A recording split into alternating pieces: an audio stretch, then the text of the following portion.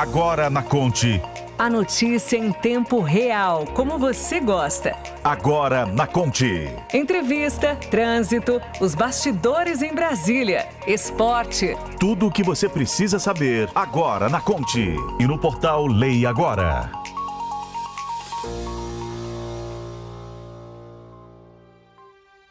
Oi, gente, eu sou Camila Piacente e conto com a sua companhia por aqui agora na Conte até às 19 horas de hoje, desta segunda-feira, é dia 20 de fevereiro. Aliás, não é qualquer segunda-feira, né? Vamos combinar, é segunda-feira de carnaval. E eu espero, claro, que você esteja bem. Se estiver descansando, olha, aproveita. Mas se não rolou descansar, não fica triste não, nem todo mundo consegue, viu? Essa folguinha aí de carnaval. Vamos ficar no pensamento positivo, quem sabe no próximo ano a gente tá lá junto, no bloco, né? A gente podia fazer o bloco do Agora na Conte, o bloco do estúdio. Eu até propus aqui pra galera vir fantasiado, mas ninguém quis não, viu? A culpa não foi minha, queria que fosse mais divertido, mas enfim. Quem sabe numa próxima, não é? Lembrando, inclusive, que se te deixa mais feliz, carnaval não é feriado, tá? Nós vamos falar sobre isso por aqui também. Mas nessa edição nem tudo é sobre festa, não é sobre carnaval. Tem notícia, tem informação, tem acontecimentos e entre eles foi até um pedido de um ouvinte nosso para entender um pouco mais a respeito do que vem acontecendo, do que aconteceu, não é? E do que vem acontecendo com as lojas americanas. Nós recebemos mensagens, em especial de pessoas que gostam da loja, que gostam de comprar pela internet na Americanas e que estão preocupados, não é? Se podem continuar comprando, se correm o risco de não receber o produto, enfim, se continua sendo um site confiável, uma loja, não é? Em especial pela internet, se dá para comprar mesmo.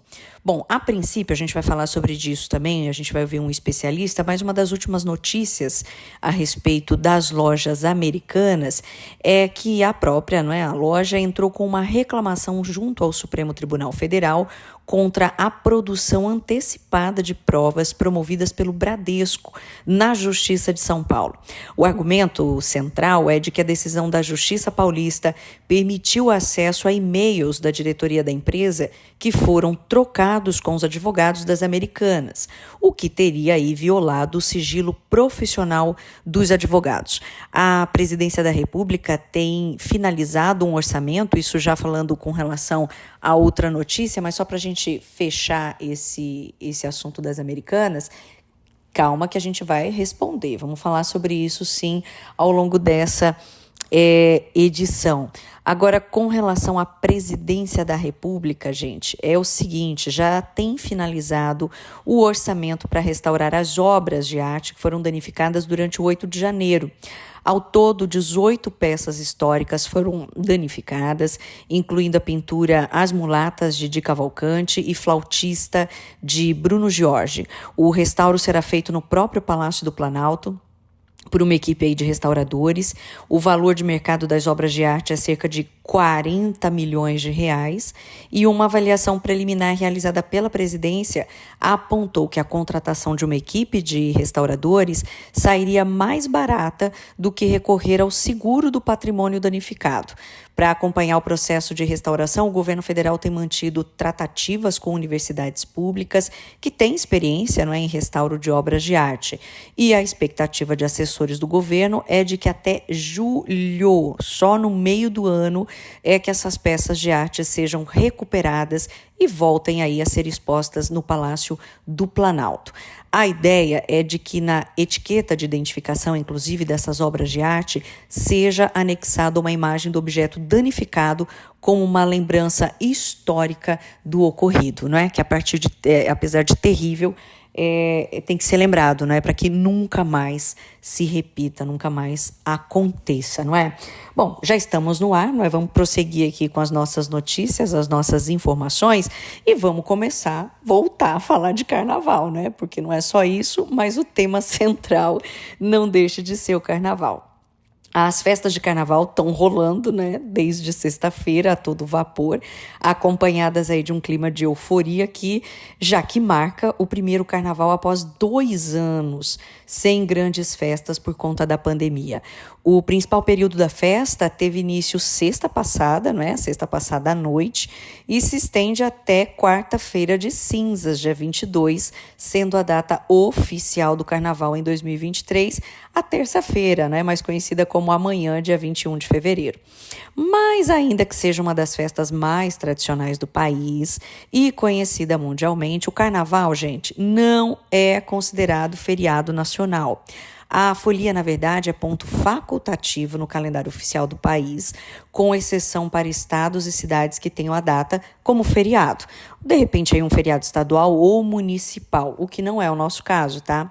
Para você que está aí nos ouvindo e segue trabalhando, o advogado Fernando Henrique Souza Lima esclarece essas e outras dúvidas. O carnaval é uma data muito esperada por boa parte dos brasileiros. Contudo, que muita gente se esquece que não é um feriado nacional. Na prática, isso significa que as empresas não são obrigadas a liberar seus funcionários, além de poderem convocar o profissional para trabalhar sem necessidade do pagamento de hora extra. É comum que empregadores e funcionários façam acordos para não trabalhar nos dias de carnaval. O mais comum deles é o acordo de compensação de horas. Uma das opções é oferecer para o funcionário estender a jornada de trabalho durante alguns dias na semana para compensar as horas não trabalhadas no período festivo. A Prefeitura de Cuiabá editou um decreto, o 9.506, que ele cita que nos dias 20, 21 e 22 até as 14 horas será considerado ponto facultativo. Sendo ponto facultativo, cabe a cada uma das empresas decidir se os funcionários terão folga ou não. Caso eles tenham que cumprir expediente normalmente, os trabalhadores serão remunerados como se fosse um dia normal, um dia útil de trabalho. Ainda que a data ela não seja considerada um feriado nacional, o costume da folga nesses dias de carnaval ele é tradição no país. Para várias empresas aí existe isso. Dessa forma, mesmo que em cidades onde não é feriado, as empresas também podem avaliar as possibilidades de conceder folga nesses dias. E as opções tem algumas alternativas. A empresa pode optar por que os funcionários façam a compensação antecipada de horas não trabalhadas, ou que eles façam a compensação futura por meio de acordo, ou banco de horas, ou pode até conceder folga sem a necessidade de compensação futura. Aí fica o encargo do acordo entre empresa e empregado. É isso, então fica menos triste, né? Pensar que não é feriado, que a gente está trabalhando aí, tudo certo, tudo ok. Vamos continuar falando ainda com relação a esse momento de feriado. Calma, eu vou mudar de assunto, mas eu acho que é preciso estabelecer aí, tirar todas as dúvidas, né? De repente tem muita gente chateada, né? Nem tanto, mas enfim. De acordo com um estudo realizado com 281 pessoas nos principais centros comerciais aqui da capital, pelo Núcleo de Inteligência de Mercado da Câmara de Dirigentes Lojistas, da CDL aqui de Cuiabá, aproximadamente 14% da população está caindo aí na folia, viu? E 86% não. Veja bem, a grande maioria. Não sendo que desse montante aí, que vai aproveitar a festa, não é? A maioria, representada por 53%, deve ficar por aqui mesmo em Cuiabá. 32% pretende ir para cidades vizinhas aqui da capital, em especial Baixada Cuiabana, não é? E 6% pretendem passar esse período, já estão fora, não é, do estado. Outras cidades, 0,5% em outras cidades do estado e 0,4% ainda não sabiam para onde iam durante esse carnaval. É importante informar, lá vem eu mais uma vez, que o comércio está aberto. Não agora, porque agora já o horário já passou, não é? Mas durante o carnaval pode abrir normalmente, já que a data não é considerada como feriado. Inclusive, depois de amanhã, quarta-feira de cinzas, também para efeito de abertura, em tese é um dia normal de trabalho para o comércio. Mas não é bem assim, né, gente? Escola aí nenhuma vai abrir, né? A maioria, digamos assim, né? Não sei se nem todas, mas a grande maioria, escola só volta a funcionar na quinta. Mas, enfim, na teoria é isso. Fica a critério de cada lojista, os horários de abertura e fechamento, com conforme o superintendente da Câmara de Dirigentes Lojistas, a CDL aqui de Cuiabá, o Fábio Granja. O período carnavalesco beneficia apenas alguns setores da economia, mas o comércio está otimista, viu? Primeiro eu quero dizer a todos vocês que carnaval não é feriado, trata-se de um período festivo, mas não está previsto em nenhuma lei, tanto na esfera federal como estadual e municipal, que considera esse período ou essa data como feriado. Então, carnaval não é feriado. O que existe é uma análise de mercado para saber se é viável a abertura de algumas empresas, de algumas lojas, de acordo com o seu segmento. No caso do comércio em si, a tendência é que, quando falarmos em comércio de rua, trabalhará normalmente durante o carnaval, com exceção da terça-feira, onde a maioria optará em não abrir as portas, olhando para o comércio de rua. Quando a gente olha para o comércio localizado dentro dos shoppings, estes abrirão as suas portas em todos os dias do carnaval, inclusive a terça-feira. Já analisando o setor público, este não terá expediente durante a segunda, terça e só retornará na quarta-feira após o almoço, assim como os bancos, que também não terão expedientes nem na segunda nem na terça e retornarão na quarta-feira a partir das 11 horas. Inclusive, o horário de atendimento será reduzido na quarta-feira, sendo apenas das 11 até as 14 horas. Mas as pessoas não precisam se preocupar com aquelas contas com vencimento durante esse período, pois poderão ser pagas através dos canais digitais ou serem pagas no dia útil, que será na quarta-feira. Olhando agora a questão da economia, é importante dizer que a gente está com uma expectativa de um incremento em torno de 2% quando a gente compara com o ano passado. O carnaval ele não favorece todos os segmentos da economia, ele favorece principalmente o turismo, ele favorece as pousadas, favorece os hotéis, por isso que as cidades em volta da capital estarão praticamente com todas as vagas em hotelaria e pousadas praticamente preenchidas. Muitas pessoas aproveitam para poder descansar, repousar e assim por diante. E um outro setor que é favorecido é o setor de alimentação, bebidas, que temos aí restaurantes, bares e também o ramo de confecção, onde muitas pessoas aproveitam para comprar suas roupas, outras acabam comprando também suas fantasias e também acessórios e apetrechos voltados para o carnaval. Então, é um período que favorece parte de setores da economia e outros acabam não sendo favorecidos, por isso que acabam também optando em não abrir as portas, principalmente durante a terça-feira. Gente, seguindo aí em pleno carnaval, de repente você se lembra de um compromisso, né, que precisa aí do funcionamento de agência bancária, serviço público, pode acontecer, não é? De repente amanhã você se depara com vencimento de conta, enfim. Quem tiver compromissos bancários e comerciais nesse período deve ficar atento a algumas mudanças de horários de funcionamento de bancos. Lojas até quarta-feira, até o dia 22 agora, a FEBRABAN, não é? A Federação Brasileira de Bancos informou que não vai ter expediente, não é? Não tem expediente. As agências bancárias seguem fechadas para atendimento ao público até amanhã, dia 21. Na quarta-feira de cinzas, dia 22, os bancos abrem ao meio-dia e a população pode utilizar os canais eletrônicos e correspondentes para o pagamento das contas. Além disso, os tributos que possuem código de barras, né, aquele boleto que insiste em vencer até no carnaval, podem ter o seu pagamento aí agendado nos caixas eletrônicos e pelo atendimento telefônico do banco. Já os boletos, esses boletos de clientes cadastrados como sacados eletrônicos, poderão ser pagos via débito direto autorizado. Nunca tem desculpa para isso, né, gente? Gabriela Arantes tem mais detalhes nesse abre e fecha de carnaval. É isso mesmo, Gabi? Conta pra gente. Boa noite. Bom, gente, o carnaval está rolando, o pessoal está curtindo as festas e bloquinhos de rua na capital e também no interior de Mato Grosso. Porém, os foliões de plantão devem ficar atentos. Quem precisar ir ao banco não vai conseguir. Eles estarão fechados na segunda, terça e voltam apenas a partir das 11 horas da manhã de quarta-feira de cinzas.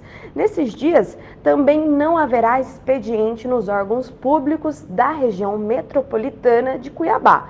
Porém, como é ponto facultativo, o comércio poderá funcionar normalmente. Então, quem precisar comprar algum adereço de carnaval, fantasia, está liberado. Para mais informações sobre o que abre e o que fecha nesse carnaval, é só acessar o leiagora.com.br.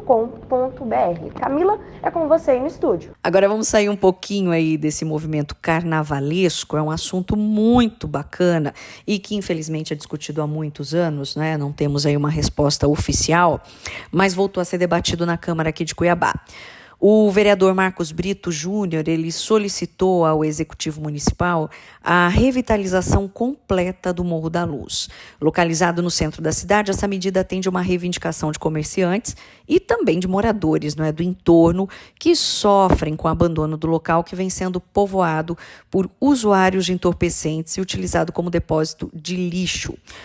Infelizmente, é o que tem acontecido ao longo dos anos, né? A gente até comentou aqui outro dia sobre essa situação, que é um local que já foi tão bonito, né? Que poderia ser ocupado pela população, mas infelizmente não acontece.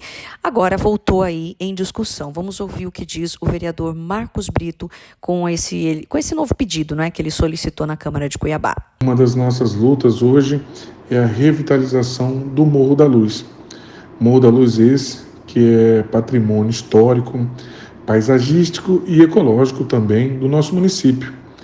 Tombado em meio dos anos 80, tendo uma importância histórica, né, para o nosso município, para a nossa Cuiabania. E lá pouco se sabe pela história que esse local representa, né? O poder público deixou há anos abandonado. Lá na década de 20 foi uma subestação de energia que fornecia parte da energia para a nossa Cuiabá. Poucos sabem disso, poucos sabem da cultura popular cuiabana. E o Morro da Luz é muito importante para isso. Era um dos polos mais atrativos que a gente tinha turisticamente, com suas trilhas, com suas praças, mais de 50 espécies de árvores catalogadas. Só que isso vem deixando a população muito triste pelo abandono, né? Hoje, atualmente, é uma região habitada por usuários de drogas, causando muita insegurança, com bolsões de lixo, e é uma luta que a gente está aí há mais de um ano pedindo a revitalização, reivindicando que aquilo ali tem que ser uma das prioridades do nosso município. Um símbolo, um pulmão verde no meio de uma cidade. Aquilo ali são poucas cidades que tem, e isso tem que ser colocado sim pela Secretaria de Meio Ambiente, pela Secretaria de Obras, pela Prefeitura, como prioridade. E nós iremos acompanhar e brigar até o fim do nosso mandato para que isso aconteça. Antes de toda essa narrativa, né, é uma reivindicação que a gente fez. Nós protocolamos uma indicação pedindo uma revitalização completa do Morro da Luz, né, para que todo o complexo ali, toda a área verde tivesse essa característica que pudesse ser visitada novamente pelas famílias cuiabanas. E no momento que foi feito só foi uma troca de iluminação, né, que parte dela já alguns usuários já depredaram. Então a nossa briga, nós estamos encampando isso aí, já há um ano a nossa briga pela reforma do Morro da Luz, que é e sempre será um atrativo turístico para a nossa Cuiabá. O vereador Marcos Brito vai estar brigando por isso, né? Vamos fazer o possível para que sejamos atendidos. E um outro pedido também que foi solicitado, mas na Assembleia Legislativa, com relação à segurança, o deputado estadual Eliseu Nascimento, que é policial da reserva, ele defendeu o uso de armas não letais para a Polícia Militar aqui de Mato Grosso. O objetivo, segundo o parlamentar, não é matar, e sim oferecer condições ao policial de prender sem causar ferimentos. O impacto da arma letal, de acordo com o deputado, não causa nenhum tipo de lesão, mesmo se a pessoa atingida for cardíaca e usar um marca-passo. O nosso repórter Jardel Arruda conversou com o deputado, que explicou como esses recursos devem ser usados de forma gradativa para evitar danos ao patrimônio e, claro, impedir ações muito exaltadas. No caso do município de Vera, as imagens, é claro que o policial ele foi afastando para trás, a todo momento ele foi afastando e verbalizando, tipo afaste, se afaste. E o rapaz ele foi para cima, ele mostra claramente o bastão para cima, para golpear o policial. E nesse momento, meu irmão, infelizmente, a ação policial é fração de segundo, né? E ele tem um amparo de legítima defesa justamente por essas questões, inclusive o próprio posicionamento do delegado, ele vem nesta linha, entendeu?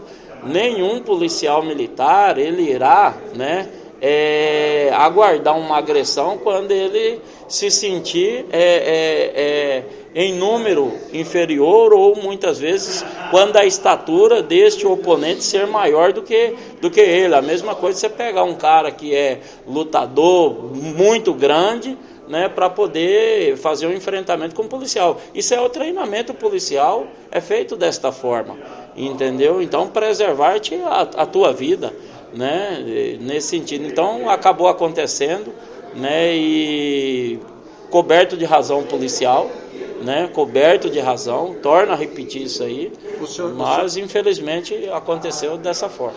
É como eu disse, é fração de segundos, né, fração de segundo, um policial militar ele toma a decisão, né, então assim, eu não posso afirmar qual seria a minha decisão naquele momento, né, se eu poderia ter atirado ou se eu poderia, eu não sei.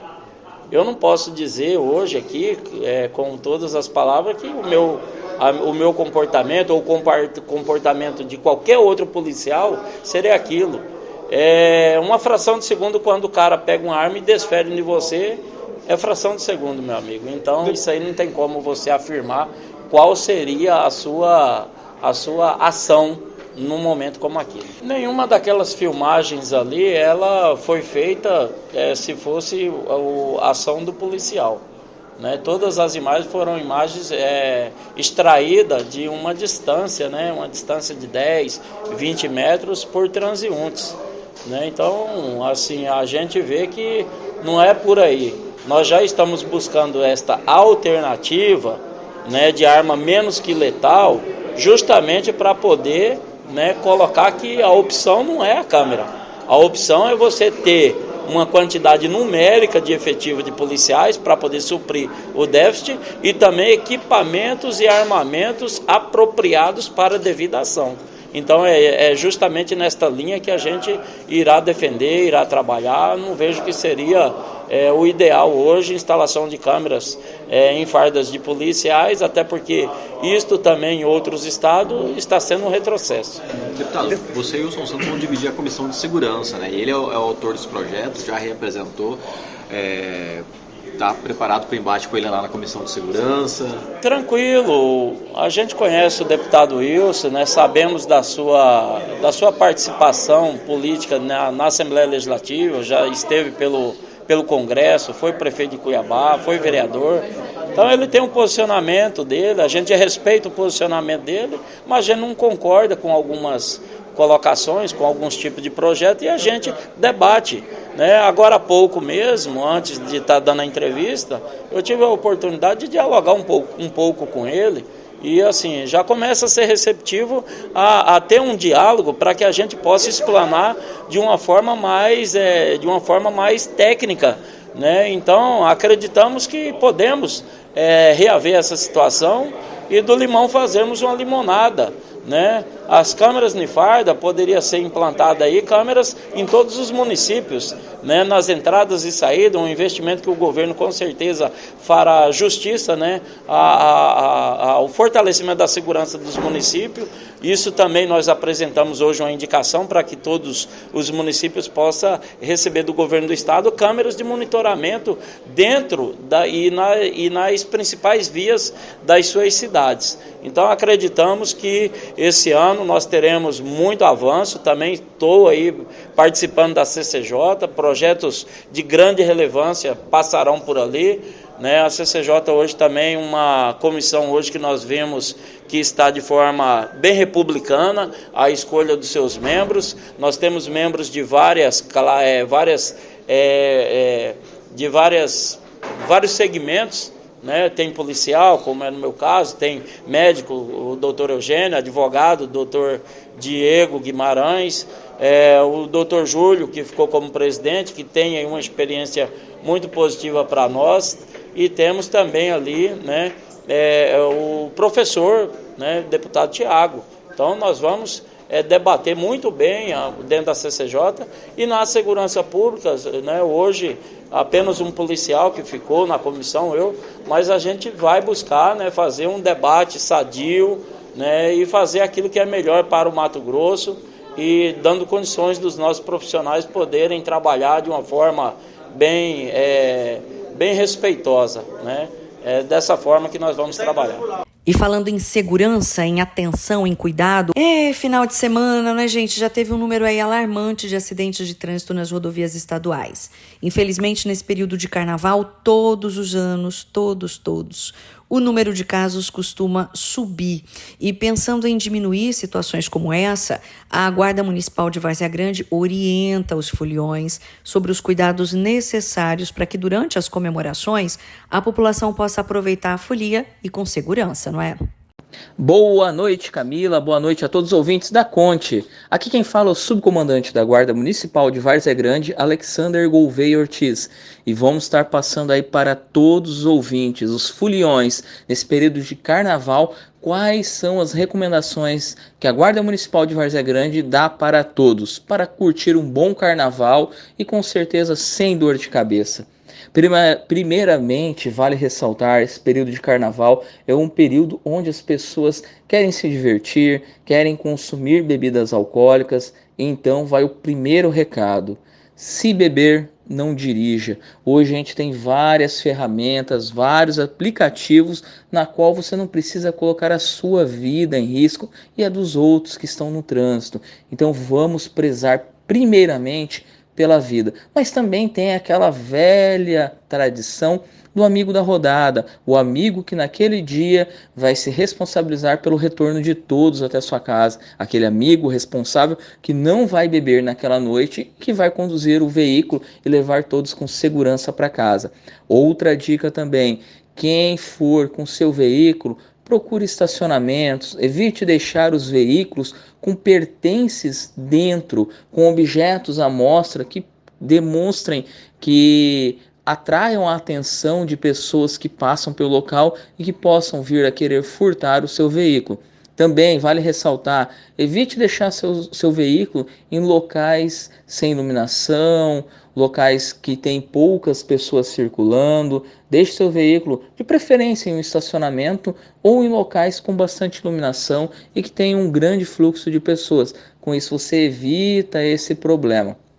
Vale ressaltar também que mesmo que você não beba, preste atenção nos sinais. Quando você estiver dirigindo, se você estiver com muita sonolência também, evite dirigir. Evite pegar a direção do volante no estado de sonolência. Muitas vezes, e existem também estudos que demonstram que a sonolência, muitas vezes ela pode ser prejudicial, como se a pessoa também tivesse bebido. Então, se você vai para a festa, descanse naquele dia, vá com bastante energia e volte também com bastante energia para casa, com segurança. Vale ressaltar também que na volta de casa, ao passar por uma intersecção, um cruzamento, mesmo que ele seja sinalizado com semáforo ou com a placa de pare, reduza a velocidade. Você está consciente, você está acordado, mas você não sabe do outro condutor. Então vamos ter a prática da direção defensiva para que com isso todos nós tenhamos um bom carnaval. Esse foi um recado da Guarda Municipal de Várzea Grande. A Guarda está nas ruas. Contem com a Guarda. Vamos pro intervalo que na volta tem mais notícia por aqui. Agora na Conte. Volta já!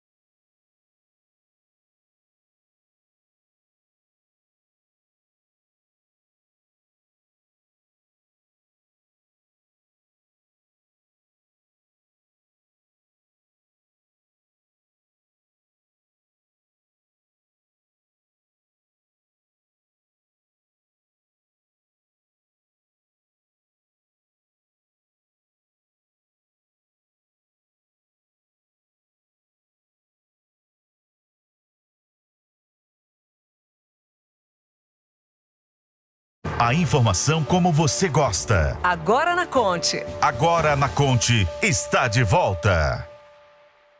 Voltamos com mais Agora na Conte. Gente, essa notícia chamou muito a nossa atenção e a gente decidiu dividir com vocês. Um projeto de lei que está em tramitação na Câmara dos Deputados pretende dar direito ao luto para quem tem animais de estimação. O que você achou? Bacana a ideia, a iniciativa? Se aprovada, a lei vai garantir um dia útil de licença do trabalho para o tutor, o dono do animalzinho, que perder um pet. A Carla Farrima, que é presidente da Comissão de Defesa dos Direitos dos Animais da OAB aqui do Estado, explica que esse projeto sugere adicionar essa possibilidade de afastamento, a lei conhecida como licença nojo. É o nome, é engraçado o nome, não é? Mas é um nome de origem portuguesa, viu? Não tem nada a ver com o que se parece para nós aqui. Mas a Carla vai explicar para a gente, na sua opinião, como ela vê, não é, essa nova possibilidade, se seria um avanço para toda a sociedade. O projeto de lei do deputado Fred Costa e do delegado Bruno Lima, ele vem de acordo com a evolução da sociedade. Hoje em dia, muitas pessoas tratam, seus pets, seus animais de estimação, como membros da família. Muitas pessoas não têm filhos e os animais são a companhia que ela tem. Então, quando a pessoa passa pelo luto da perda desse animal, é uma situação muito dolorosa para ela, Eu já tive um pet, sei como é perder esse animalzinho.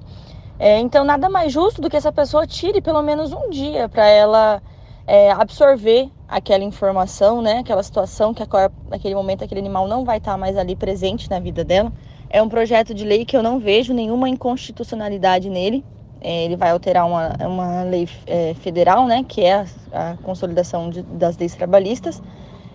E ela vem, como eu disse, com a evolução da sociedade. Existem até algumas empresas já que elas dão também um dia de folga quando um funcionário adota um pet, que é um incentivo, à adoção, para a pessoa fazer aquela adaptação do animalzinho em casa. Então, a sociedade está indo nesse sentido de que os animais possam ter mais direitos, que as pessoas, tutores desses animais, responsáveis por eles, possam ter mais direitos, e também com esses direitos vêm as responsabilidades, O próprio projeto de lei, ele cita a Lei Sanção, que é uma lei que ela agravou a pena para os maus tratos contra cães e gatos. Então, as leis, a cada dia mais no nosso país, elas têm que ir se adequando à nossa realidade do dia a dia. E esse cuidado com os animais sempre são pautas, no legislativo. Então, as pessoas, os deputados, os vereadores, eles têm que ir, sim, fazendo leis que possam ir de acordo com a vontade da sociedade, que é ou quando adota, passar mais tempo com o seu pet, quando tem a perda desse pet, possa ter um tempo para absorver essa informação e vivenciar isso.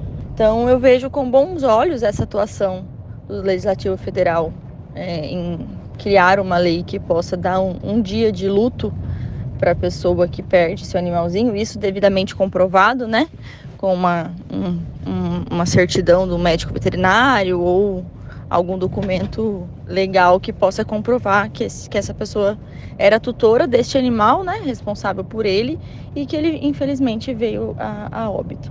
Eu espero também que outras demandas, envolvendo a causa animal sejam postas em prática e quem sabe, como eu disse, mais leis que amparem tanto os animais como seus tutores, que hoje zelam tanto pela saúde deles, pelo dia a dia, pelo convívio com os animais, e para que sempre a gente possa estar mais amparado judicialmente sobre isso, porque hoje ainda existem poucas leis que versam realmente sobre o direito dos animais. Interessante, né? Mas ainda é uma discussão. Vamos aguardar aí para ver como caminha essa possibilidade. Vamos voltar aqui para as questões da capital. O prefeito de Cuiabá, Emanuel Pinheiro, prorrogou o mutirão da conciliação fiscal até o dia 10 de abril. Esse mutirão, ele possibilita a negociação de débitos do Imposto Predial e Territorial Urbano, o IPTU, que, aliás, não é uma nova discussão aí envolvendo o Ministério Público do Estado, para que não haja o aumento, não é, que já foi definido pela Câmara, inclusive. Mas, de qualquer forma, esse assunto aqui é sobre os débitos, né, os que já estão sendo devidos. Nesse mutirão também multas de trânsito, ISSQN, multas ambientais, enfim, o benefício abrange os débitos tributários com fatos gerados até o dia 31 de dezembro de 2021, já inscritos em dívida ativa ou não, como explica a Procuradora-Geral do município, a Juliette Miguel. O mutirão fiscal da Prefeitura de Cuiabá foi prorrogada. Assim, você, contribuinte, poderá negociar o seu débito de IPTU, ISSQN, multas de TCMOB e meio ambiente com desconto de até 95% dos juros e multa, isso no pagamento à vista. O desconto nos juros e multa abrange o parcelamento também, porém em percentual menor, como em 12 vezes 60%, 24 vezes 50%, 48 vezes 30%, isso tudo nos juros e multa. O atendimento poderá ser presencial e virtual. Presencial na Avenida Getúlio Vargas 390, em frente ao INSS. E o virtual no portal Refis Online. E falando em dívida, em tributos, a Americanas é uma das maiores e mais antigas varejistas do país. Desde o seu comunicado no mercado, em 11 de janeiro, sobre inconsistências contábeis de 20 bilhões de reais, são muitos, os desdobramentos envolvendo a empresa. O economista Feliciano Azuaga explica melhor para a gente a situação e ainda diz que essa pode ser a maior fraude contábil da história do Brasil. O caso das lojas Americanas parece que não vai ter um fim tão próximo, e os próximos capítulos vão trazer algumas surpresas. Nesse momento, esse caso, que se desenha como a maior fraude contábil da história do Brasil, também está trazendo luz sobre um trio que era considerado o trio de ouro do capitalismo brasileiro. Beto Sucupira, Marcel Telles e Jorge Paulo Lemann, que são os proprietários do fundo 3G, e surgiram lá na década de 80, vindo do Banco Garantia, tiveram as lojas Americanas como o primeiro negócio fora do setor financeiro. E isso foi um sucesso durante algumas décadas. Para a gente ter uma noção, as lojas Americanas é considerada uma das maiores empresas do varejo do Brasil. Ela tem aproximadamente 1.700 lojas, 40 mil funcionários e só aqui em Mato Grosso tem aproximadamente 34 lojas.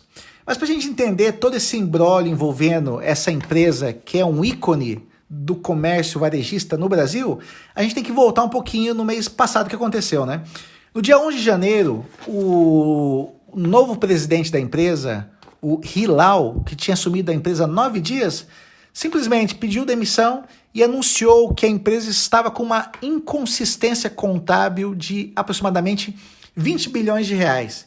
Esse valor é praticamente o dobro do valor do patrimônio líquido da empresa. Isso já trouxe uma certa apreensão. Nesse dia do anúncio, as ações da empresa que eram negociadas na Bovespa a aproximadamente R$12, caíram no dia seguinte a menos de R$2. Assim, foi um baque muito grande para o mercado de capitais brasileiros.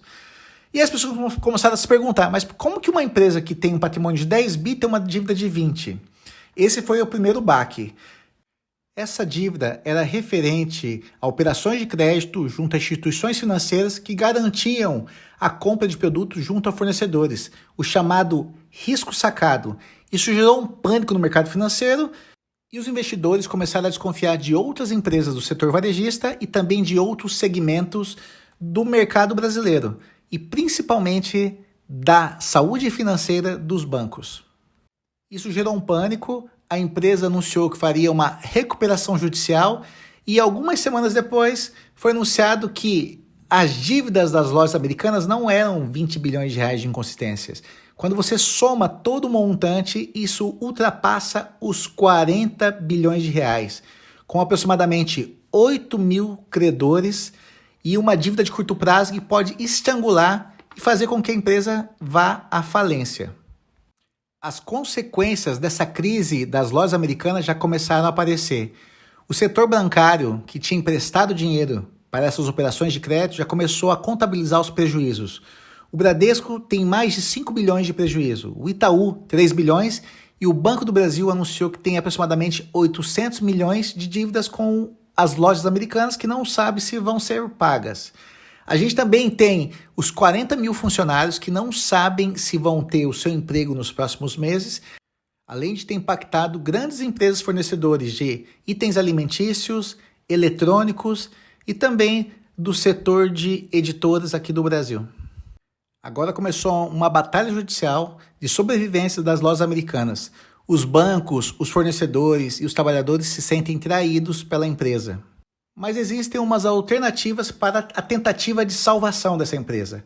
Uma das opções seriam os sócios majoritários, ou os chamados sócios de referências, o trio lá do Grupo 3G, o Marcel Teles, o Beto Sicupira e o Jorge Paulo Lemann, aportarem recursos para pagarem essas dívidas da empresa. Mas a primeira proposta foi decepcionante. Eles ofereceram apenas 2 bilhões de reais para uma dívida de mais de 40 e através de um empréstimo, não seria nem um aporte. Isso gerou uma enorme frustração. Parece que eles preferiram manter o dinheiro ao invés da reputação. Uma alternativa é uma negociação da dívida com os bancos. O que está incomodando muito é o grande montante de dívida que tem com os bancos, se isso vai ser passível de negociação. Outra alternativa seria uma ajuda governamental do BNDES para os fornecedores que devem enfrentar problemas de caixa, já que não vão receber das lojas americanas. E nessa semana surgiu a possibilidade do grupo Carrefour comprar os pontos físicos das lojas americanas em centros que eles tenham interesse. Essa novela parece que está saindo das páginas de economia e vai para as páginas policiais. A gente tem que se questionar como que uma empresa conseguiu fraudar o seu balanço contábil em mais de 40 bilhões de reais, onde estavam os gestores, o Conselho Fiscal, as auditorias, a CVM e inclusive os bancos que emprestaram que não estavam passando pelo processo de compliance. Agora é aguardar as cenas dos próximos capítulos e a gente espera que os trabalhadores, os locatários e os fornecedores não sejam prejudicados nessa fraude contábil que vai ficar marcado na história da economia brasileira. Vamos para Brasília, porque apesar do feriadão, tem notícias de Brasília, viu? Agora na Conte. Os bastidores em Brasília.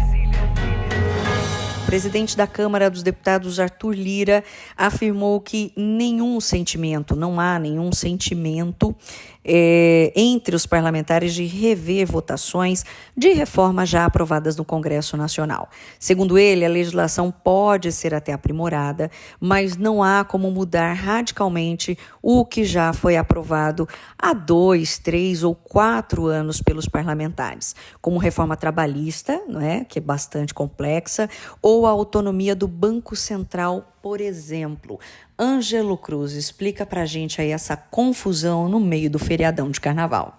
Oi Camila, boa noite para você, boa noite para todo mundo. Agora então os parlamentares seguem a todo vapor lá na Câmara dos Deputados para entregar esse relatório que trata então sobre a reforma tributária aqui no país. A ideia então estabelecida por hora é que esse relatório seja entregue até o mês de maio, ou seja, dentro do prazo de 90 dias que é estabelecido quando um grupo de trabalho é criado lá no Congresso Nacional. Mas pode ser que se não tiver consenso em torno desse texto, aí que esse prazo seja estendido por um período igual, ou seja, também de 90 dias, mas acontece que há um otimismo por parte dos parlamentares para tentar estabelecer esse texto pelo menos até o mês de maio, se passar disso até o meio do ano. Depois disso não seria algo interessante, até por conta da viabilidade política, porque a proposta de emenda à Constituição passa pela Câmara dos Deputados e também pelo Senado Federal, ou seja, tem uma tramitação que, dependendo das discussões e se não tiver entendimento, a tramitação pode ser lenta. Um exemplo disso é o seguinte: no Congresso Nacional já tramitam 2 textos que tratam justamente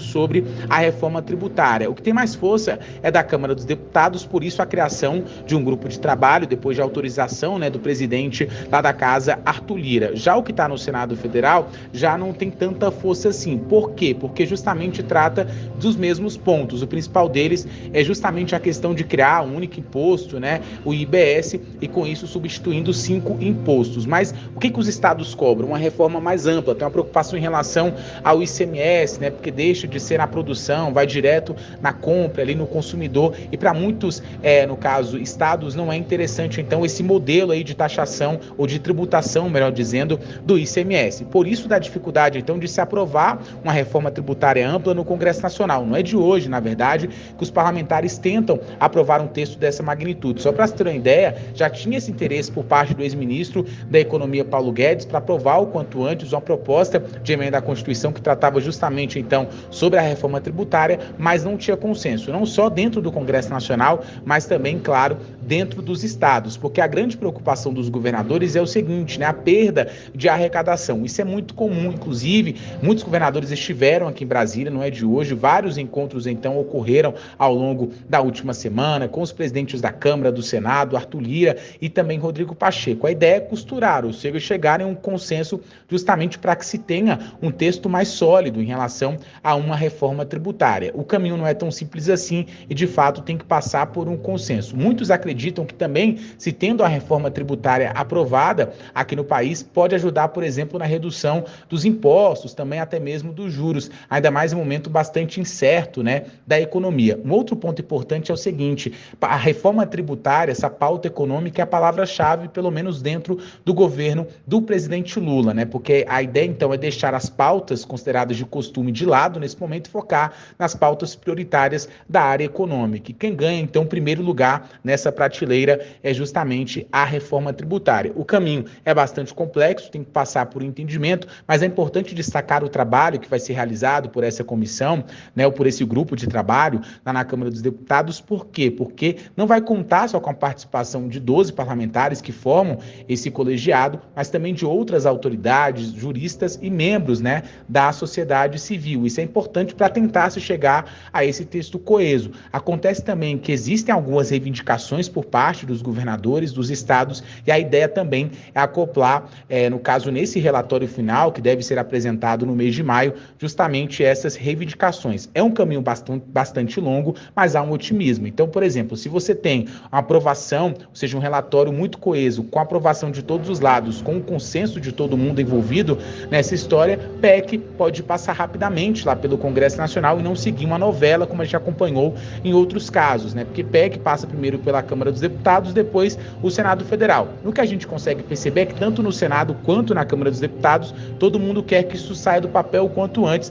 já que vem se arrastando há alguns anos. A discussão bastante longa, a gente vai acompanhar, mas claro que o pontapé inicial do grupo de trabalho é importante para o prosseguimento, para que se chegue a um texto coeso e finalmente então se tenha uma reforma tributária aqui no país. Agora a grande questão é, se vai tributar os mais pobres ou os mais ricos, aí tem que ver, por isso também é importante a participação da sociedade civil. Acontece que ninguém quer sair perdendo e por conta disso é necessário de fato um texto coeso e que todo mundo possa sair ganhando e não perdendo tanto assim. Eu volto com você aí no estúdio.